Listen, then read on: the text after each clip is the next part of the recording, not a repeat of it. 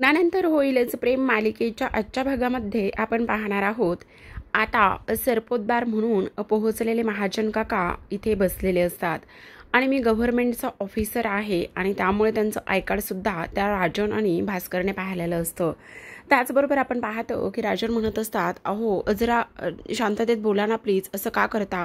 मी ती जागा विकत घेतलेली आहे आणि त्यामुळे आता मी कोट्यवधी रुपये त्यामध्ये गुंतवणूक केलेत, असं नका करू. तेव्हा इकडे महाजन काका म्हणत असतात, माझं आय कार्ड दाखवलेलं पुरेसं आहे का आणखी माझी कर्तबगारीसुद्धा तुम्हाला दाखवू? तर इकडे जीवा त्यांना गाईड करत असतो. तो म्हणतो, अहो जरा तुमच्या ह्या ओव्हर कॉन्फिडन्सला थोडासा कमी आणि हातभार कमी लावा जरा प्लीज. असं नकारा करू, काय करताय तुम्ही हे सगळं, असं नकारा बोलू प्लीज, असं सुद्धा इकडे तो बोलत असतो. तेव्हा लगेच आपण पाहतो की इकडे हे पेपर घ्या आणि ह्या पेपर पाहिल्यानंतर तुम्हाला सगळं काही ह्या पेपरमध्ये आहे ते सगळं समजेल. आता तर जीवाला खूपच धडकी भरलेली असते. जीवा म्हणत असतो, अहो काका तुम्ही काय करताय, तुम्हाला करायला लावलं एक आणि होतंय दुसरं. तुम्ही ते पेपर ओरिजिनल नाही आहेत, डुप्लिकेट पेपर आहेत, तर तुम्ही ते पेपर त्यांच्याकडे का देताय? त्यांनी मागितले असते तर दिले असते तर ठीक होतं, पण तुम्ही ते पेपर त्यांना अगोदरच का बरं देताय? प्लीज ते पेपर त्यांना देऊ नका तुम्ही, असं म्हणत असतो. पण आता इथे भास्करच्या हातामध्ये ते पेपर असतात आणि भास्करच्या हातामध्ये ते पेपर असताना तो ते पेपर सगळे काही चेक करतो. आता कसं बसा सावरासावर करून महाजन काका म्हणत असतात की बघा पेपर बघून घ्या एकदा, आणि त्याचबरोबर सगळ्यात महत्त्वाचं म्हणजे तुम्हाला ताबडतोब ती जागा खाली करावी लागणार आहे, असे गव्हर्नमेंटचे रूल आहेत.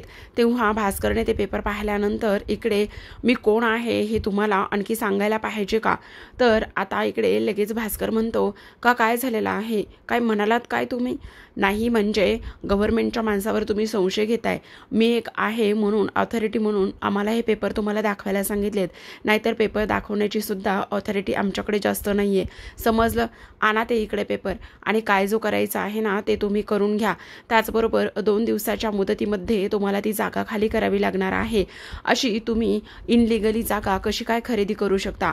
गव्हर्नमेंटचं इथे हॉस्पिटल तिथे उभं करण्यात येणार आहे. तेव्हाच राजन म्हणत असतो, अहो पण मी काय म्हणतोय ते तरी ऐकून घ्या. मी त्या जागेमध्ये कोट्यवधी रुपये इथे गुंतवलेले आहेत, त्यामुळे प्लीज असं नका ना करू. ती जागा इथे खरेदी करण्याआधी तुम्हाला एकदा चौकशी करायला हवी होती ना, ती जागा कशी आहे काय आहे म्हणून. आता इकडे लगेच महाजन काकांनी सगळं काही फिरवलेलं असतं, कारण एवढ्या सगळ्या गोष्टी फिरवल्यानंतर आता मात्र राजन आणि त्याचबरोबर भास्करची चांगलीच वाट इथे लागलेली असते. आता भास्कर आणि राजनमध्ये चांगलीच भांडणं इथे होताना दिसणार आहेत प्रेक्षकांनो, कारण जो राजन आहे तो इथे म्हणत असतो, हो ती जागा मी घेतलेली आहे पण ह्या भास्करमुळे घेतलेली आहे. अरे भास्कर तू हे काय केलंयस? एवढ्या मोठ्या जागाचे मला पेपर्स दाखवलेत, एवढी मोठी जागा दाखवली, मी त्यामध्ये कोट्यवधी रुपये गुंतवणूक केले, मग तू सगळी चौकशी केली नव्हतीस का? तेव्हा इकडे भास्कर म्हणतो, अरे तू मला का बोलतोस, तू चौकशी करायला हवी होतीस ना. अरे तुझ्या भरोशावर मी ती जागा घेण्याचा प्रयत्न केलाय ना, मग तुझ्या भरोशावर जागा घेतलेली असताना मी कसं काय ह्या सगळ्या गोष्टी करू शकतो? नाही ना, तुला एकदा नीट तपासून पाहायला हवं होतं. आणि तेव्हा तू तरी नेहमीचेच व्यवहार करतोस ना. अरे हो मी नेहमीचेच व्यवहार करतो, पण असं ह्यावेळी फर्स्ट टाइम झालेला आहे, असं कधीच होणार नाही. नाही नाही नाही, मला ह्या जागेमध्ये अजिबात गुंतायचं नाहीये. तेव्हा आता इकडे लगेचच जो जीवा आहे तो म्हणत असतो, आता शेवटचा बॉम्ब टाका. आणि शेवटचा बॉम्ब म्हणजेच की तुम्ही एक काम करा, आता त्यांना एक शेवटचा चान्स द्या. त्यावर लगेच भास्कर महाजन काका उठून उभे राहतात आणि उठून उभे राहिल्यावर ते म्हणतात, मी तुम्हाला हवं तर एक शेवटचा चान्स देऊ शकतो. काय देणार आहात शेवटचा चान्स? तेव्हाच आपण पाहतो की इकडे तो म्हणत असतो, हे बघा तुम्हाला मी एक काम म्हणजे एक तुम्हाला मी चांगली संधी देऊ शकतो. तुम्ही ह्या जागेची बोली लावा आणि ह्या जागेची बोली लावल्यानंतर तुम्ही ही जागा 2 दिवसामध्ये इथे विकून टाका. त्यावर लगेचच आपण पाहतो की जो काही भास्कर आहे तो म्हणत असतो, वेडायस का वेडायस तू? मला त्या जीवा आणि नंदिनीला चांगला धडा शिकवायचा आहे, त्या दोघांना चांगली अद्दल मला घडवायची, म्हणून मी ह्या सगळ्या गोष्टी करतोय. मी अजिबात असं काहीच करणार नाही, समजलं? त्यावर आपण पाहतो की इकडे आता लगेचच जीवा म्हणत असतो, अब आएगा खरा मजा असं म्हटल्यानंतर आता कशी बोली लागती, काय होती, हे सगळं आपल्याला पाहायचं आहे. तर इकडे त्या दोघांचं खूप जास्त भांडण इकडे सुरू असतं. त्या दोघांचं एवढं भांडण सुरू असताना आपण पाहतो आता जीवा म्हणत असतो, आता तुम्ही अजिबात काही काळजी करू नका, सगळं काही व्यवस्थित होणार आहे. त्याचबरोबर आता जीवा म्हणत असतो, वा वा वा वा, आता खरी मजा येणार आहे. हे जीवाला आणि नंदिनीला अडकवायला निघालेले दोघंच आता कसे भांडतायत कचाकचा ते पाहायचे मला, असं म्हणून आता इकडे तो म्हणत असतो, भास्कर काका आणि आता राजन हे तर दोघं भांडतायत, पण महाजन काका तुम्ही तिथून कल्टी मारली तरी सुद्धा चालेल. तर आता इकडे मानिनी जे आहे ती किचनमध्ये मस्त तिने काहीतरी शिजत घातलेलं असतं किंवा काहीतरी भाजी बनवलेली असते की त्याचा घमघमाट अगदी व्हालपर्यंत येतो. पण आपल्या नंदिनीचं मात्र त्या गोष्टीकडे लक्षच नसतं. मानिनी खरं तर यादी बनवत बसलेली असते आणि नंदिनी तिथे येते. नंदिनी म्हणत असते, अहो आई तुम्ही हे काय करताय, मस्त कढीची फोडणी घातलेली ना ती मस्त इथेपर्यंत बाहेरपर्यंत तिचा सुवास येतोय, बहुतेक ना ती कढी शिजलेली असावी वगैरे. तेव्हाच आपण पाहतो की आता इकडे मानिनी म्हणते, अगं काय हे नंदिनी, कढीचा तुझं लक्ष कुठे आहे, ती कढी वगैरे नाहीये बाळा, अगं काय ना कोळंबीचा रस्सा बनवलाय मस्त. अहो आई आपलं कढी करायचं ठरवलं होतं, मग तुम्ही कोळंबीचा रस्सा कसा काय बनवला. अगं त्याचं काय झालं ना तुला सांगू का, ह्यांचा फोन आला होता की आज जेवणामध्ये तू काय बनवणार आहेस. तेव्हा मी त्यांना सांगितलं कढी भात बनवणार आहे. मग ह्यांचं तोंड वाकडं झालं आणि ते लगेचच म्हणाले, ठीक आहे मला एक खूप महत्त्वाची इम्पॉर्टंट मीटिंग आहे, मग माझी ती मीटिंग मी करून येतो, तुम्ही तुमची जेवणं करून घ्या. मग मी लगेचच लक्षात आलं माझ्या, मी लगेच विचार केला नाही नाही नाही नाही यांना कढी आणि भात नाही खायचा, म्हणून मग मी त्यांना मेसेज केला की मस्त कोळंबीचा रस्सा बनवते, तुम्ही काहीही तुमचं काम करण्याची गरज नाही. तेव्हा लगेच त्यांचा रिप्लाय आला, ठीक आहे माझी मीटिंग काय नंतर करेल, मी येतो ताबडतोब घरी. पण आई मला एक गोष्ट सांगा, एवढ्या सगळ्या गोष्टी तुम्ही कशा काय बाबांना एवढं सगळं कसं काय ओळखू शकता हो, मला कळतच नाही. त्यावर आता लगेच मानिनी म्हणत असते, त्याचं काय आहे ना नंदिनी, सहवासामध्ये आपण जेव्हा एकमेकांच्या सहवासात राहतो, नात्यात राहतो, तेव्हा ह्या अशा घोडी इथे कुरघोडी होतात. त्याचबरोबर इथे आपण ते नातं व्यवस्थित ओळखायला लागतो आणि जेवढं नातं मुरल ना तेवढा त्याचा गोडवा, त्याची चव आणि ते सगळं काही वाढतं. त्यावर लगेच काव्या तिथे आलेली असते आणि ती म्हणत असते, काय मग कसल्या गप्पा चाललेल्या आहेत, मला काही कळेल का. तेव्हा इकडे मानिनी म्हणते, काही नाही गप्पा मात्र अशाच चाललेल्या आहेत, पण तुझं काय चाललेलं आहे, ये बस. मी काही नाही, पाणी भरायला आले होते, माझा ना शेवटचा चॅप्टर आहे तो मला लर्न करून घ्यायचा आहे आणि शेवटचा चॅप्टर लर्न केल्यानंतर मग मी फ्रीच आहे. अच्छा असं आहे, तर मग मला एक गोष्ट सांग, शेवटचा चॅप्टर लर्न करायचा आहे ते खरं आहे, पण दिवाळीच्या फराळाचं काय. अगं आपल्याकडे दिवाळीचा फराळ बनवायचा आहे, सगळ्या गोष्टी करायच्या आहेत, मग ते कधी करायचं. असं बोलल्यानंतर आता आपण प्रेक्षकांनो पाहतो की लगेचच काव्या म्हणत असते, आई तुम्ही अजिबात काळजी करू नका, जे काही करायचं आहे ना ते आपण मिळून सगळेजण एकत्र करूयात आणि एवढा चॅप्टर संपला की मी तुम्हाला फराळात मदत करायला तयारच आहे. बघा काव्या, हो तर नक्कीच मी फराळ करायला तुम्हाला मदत करेन, पण आपल्याकडे ना खूप काही फराळ असतो बघ. तुला एक गोष्ट सांगू का, ह्यांना तर ना पाकातले रवा लाडू खूप आवडतात, त्याचबरोबर जीवाला तर इथे चकली, चिवडा आणि त्याचबरोबर करंजी आणि शेव चकली हे सगळं खूप आवडतं. आपल्याकडे इथे पिहूला आणि त्याचबरोबर इथे जी काही आपली तिची मोठी बहीण आहे तिला सुद्धा शंकरपाळी, चिरोटी हे सगळं आवडतं. आणि इथे सगळ्यात महत्त्वाची गोष्ट म्हणजे नंदिनी, तू काळजी करू नकोस ना, यावेळेस ना मी तुला तिथे म्हणजे आनंद निवासला देण्यासाठी सुद्धा फराळ थोडासा जास्तच बनवणार आहे बघ, कारण आनंद निवासमध्ये सुद्धा तू फराळ घेऊन जा, मस्त फराळ एन्जॉय करा, असं सुद्धा आता इकडे मानिनी बोलत असते. आता आनंद निवासचे नाव काढल्याबरोबर नंदिनीचा चेहरा मात्र खाडकन पडलेला असतो, कारण आता आनंद निवास फक्त 7 दिवसावरच येऊन ठेपलेला असतो आणि आनंद निवास 7 दिवसावर येऊन ठेपल्यानंतर आनंद निवासचं काय होणार आहे, कशा पद्धतीने सगळ्या गोष्टी होणार आहेत हे तर मात्र तिला अजिबात माहिती नसतं. आणि तरीसुद्धा आता इकडे ह्या सगळ्या गोष्टी आई तिची बोलत आहे, सासू तिची बोलत आहे म्हटल्यावर तिला तर कळायलाच मार्ग नसतो की काय करावं आणि काय सांगावं ह्या सगळ्या गोष्टी, म्हणून ती थोडीशी शांतच बसलेली असते. आता काव्या म्हणते, बरं ठीक आहे, मी ना हा माझा जो चॅप्टर आहे ना तो पटकन कंप्लीट करते आणि हा माझा पटकन चॅप्टर कंप्लीट केल्यानंतर मी तुम्हाला मदत करतो. आई तुम्ही अजिबात काळजी करू नका, आम्ही दोघीजणी तुम्हाला इथे आता फराळ बनवण्यासाठी मदत करू, असं नंदिनी आणि इकडे काव्या बोललेल्या असतात. तर आता प्रेक्षकांना वळूयात आपल्या इकडे जीवाकडे. जीवा घरी आलेला असतो, त्याचबरोबर महाजन काका जे आहे ते सुद्धा घरी गेलेले असतात. आता जीवा इथे महाजन काकांचं खूप कौतुक करत असतो. तो म्हणत असतो, वा वा वा वा वा महाजन काका, खरंच काय सिक्सर मारलाय ना तुम्ही, म्हणून विचारू नका. मी तर शेवटच्या त्या क्षणाला खूप घाबरलो होतो की आता तुम्ही काय बोलताय, कशा पद्धतीने बोलताय, पण तुम्ही ना व्यवस्थित सगळी सावरासावर करून घेतली बरं का. खरंच मानलं तुम्हाला. मला तर खूपच आनंद झाला. त्या राजन आणि भास्करची चांगलीच बोलती बंद झालेली आहे, असं सुद्धा आता इकडे जीवा बोलत असतो. सांगू का तुम्हाला काका, इथे नंदिनीचं ना आनंद निवास म्हणजे जीव की प्राण आहे बघा. आणि तिचा आनंद निवास मला तिला कुठल्याही हालतमध्ये परत करून द्यायचा आहे, हे सुद्धा तेवढंच महत्त्वाचं आहे बघा. तेव्हाच आता इकडे महाजन काका म्हणत असतात, अरे एका आईचा आपल्या मुलावर जेवढा जीव असतो ना, तेवढाच तिचा आनंद निवासवरती जीव आहे. आणि माझी पूर्ण खात्री आहे की तू नक्की त्या गोष्टी व्यवस्थित करशील. आणि त्याचबरोबर काही जरी झालं ना तरी सुद्धा इथे आता तू नंदिनीला तिचा आनंद निवास तू नक्की परत करून देशील, याची मला खात्री आहे. तू अजिबात इथे काळजी करू नकोस. त्याचबरोबर जीवा म्हणत असतो, पण खरं सांगू का काका, ह्या सगळ्या ज्या गोष्टी आहेत ना, त्या सगळ्या गोष्टी इथे मी तुमच्यामुळे करू शकलोय आणि खरंच तुम्हाला अगदी मनापासून थँक्यू. त्यावर महाजन काका म्हणत असतात, अरे थँक्यू वगैरे ही भाषा अजिबात बोलू नकोस. आणि उलट नंदिनीसाठी मला काहीतरी करायला मिळतंय, त्यामुळे मी खरंच खूप जास्त खुश आहे. आज नंदिनीमुळे कितीतरी लोक त्या आनंद निवासमध्ये राहत आहेत. आज नंदिनीमुळे कितीतरी इथे लोकांना अन्न पाणी त्याचबरोबर त्यांचे आयुष्य मार्गी लागलेले आहेत. त्यामुळे प्लीज तू असं मला बोलून आता पर्क करू नकोस. उलट मला नंदिनीसाठी काहीतरी करायला मिळते नाही, ह्यातच खूप मोठी गोष्ट आहे. त्याचबरोबर प्रेक्षकांनो, आपण पाहतो की आता नंदिनी तिथे आलेली असते आणि जीवा इथे फोनवर बोलत असतो.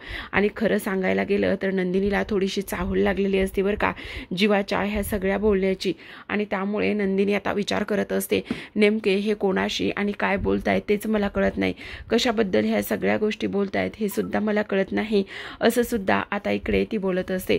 तेव्हा आता इकडे जीवा म्हणत असतो, हो हो हो हो नक्की नक्की नक्की नक्की भेटूयात. त्यावर नंदिनी म्हणते, पण एक मिनिट, तुम्ही काय आणि कोणाशी बोलताय, काय बोलताय ते मला सांगणार आहात का? जरा बोला ना प्लीज. आता तुम्ही काहीतरी इथे बोलत होतात, काय बोलत होतात ते तरी सांगा.